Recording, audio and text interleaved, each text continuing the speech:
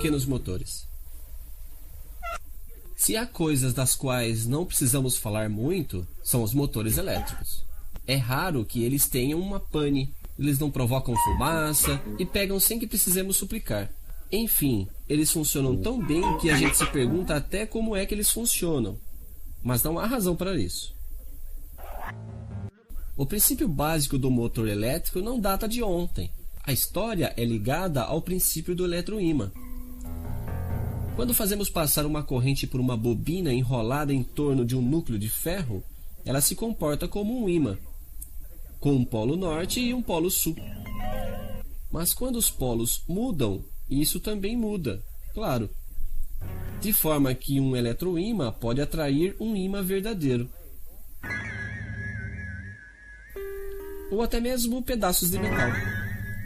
Mas não é isso que faz o motor. Certamente poderia-se imaginar alguns dispositivos como este aqui. Mas isso aqui não seria muito prático para fazer funcionar um ventilador ou um aspirador. Então, coloquemos de preferência um ímã girando em frente à bobina. A corrente passa, o polo norte da bobina atrai o polo sul do ímã e isso gira. Mas isso para por aqui. Exceto, claro, se nesse momento eu preciso inverter o sentido da corrente, e depois novamente, etc. Mas isso também não seria muito prático.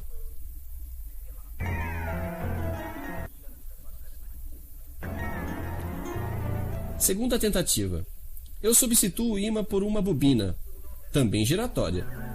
Eu faço passar uma segunda corrente, o que dá um segundo eletroímã, e isso gira.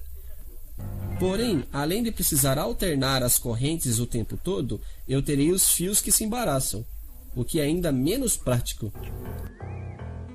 Mas é nesse momento que intervém uma astúcia simples, mas fundamental, o coletor.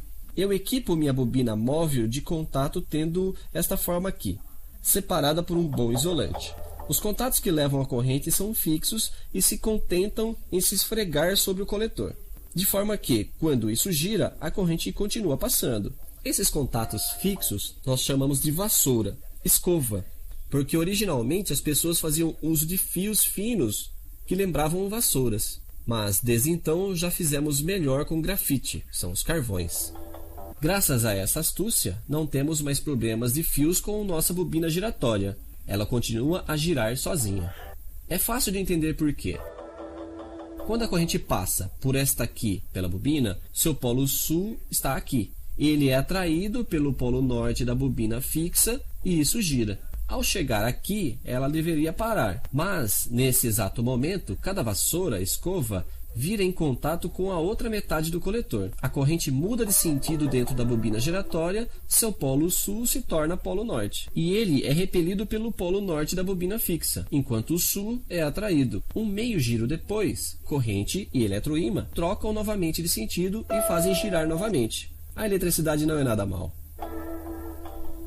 Para simplificar as coisas, as duas bobinas são colocadas em série no mesmo circuito e ligadas na mesma fonte. Tal é o princípio do motor elétrico série, dito universal. Universal não quer dizer que você poderia fazê-lo funcionar com molho de tomate ou não importa o que. Ainda não chegamos lá. Universal porque, se no lugar de uma fonte contínua, como em nossas experiências, nós alimentássemos com uma fonte alternada, isso continua a funcionar. Evidentemente, a corrente alternada muda de sentido. Mas quando isso acontece?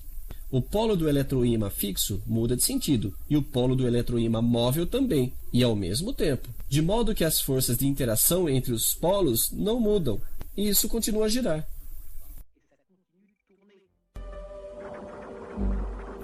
Isso, obviamente, é o esquema teórico. Na prática, para fazer trabalhar os dois polos do eletroímã fixo, nós lhe damos esse aspecto aqui. Nós o chamamos de estator.